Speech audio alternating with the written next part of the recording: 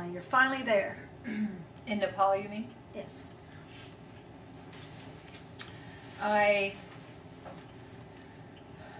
was able to make adjustments to my plane flight, so I went from New Delhi to Kathmandu, and I landed and took a taxi to a place that had been recommended to me, the Kathmandu guest house. And in the 80s, 70s, and 80s, it was a gathering place for mostly expeditions that would come to climb Mount Everest.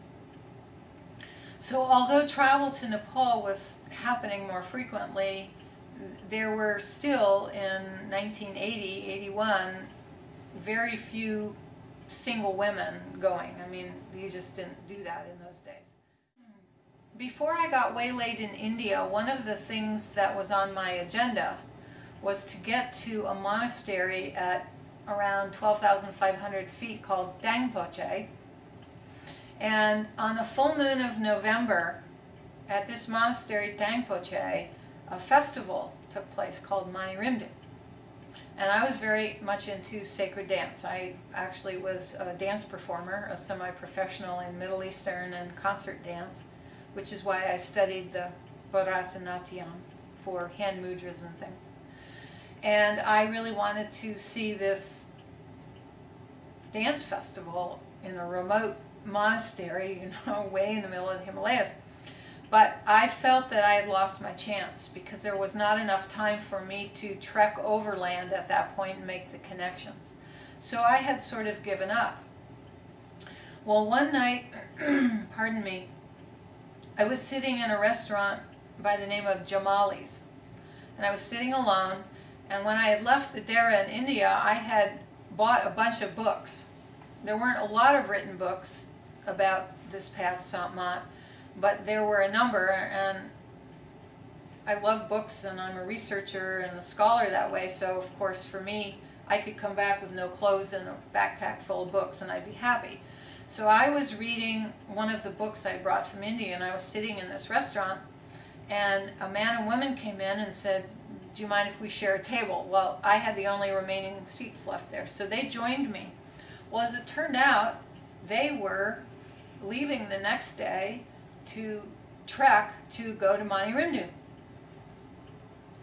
And they said, "You have to come." And I said, "Well, I can't do the 10-day trek or whatever, but I will see if I can get there." So what eventually happened is that my friend, now Nepalese friend, Angrita Sherpa, took me to the airport some days later, about a week later, and he got me on a plane. Now this is an airport where there was no English spoken, so had I not gone with Angrita, I never ever would have gotten on this flight. So there had been bad weather up in the Himalayas, and there were about 300 people stranded at this airport at 9,000 feet called Lukla.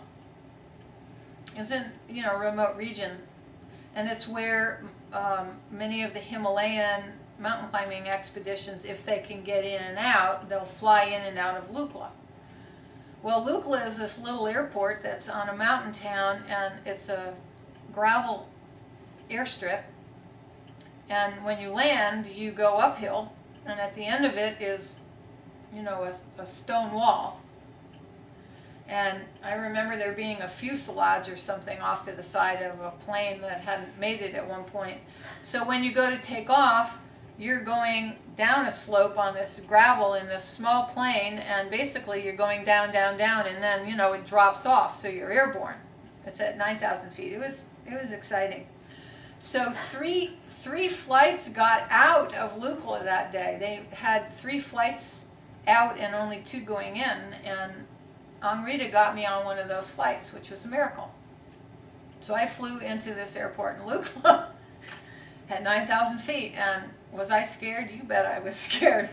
But I knew I was supposed to be on this plane. So I went. I said yes.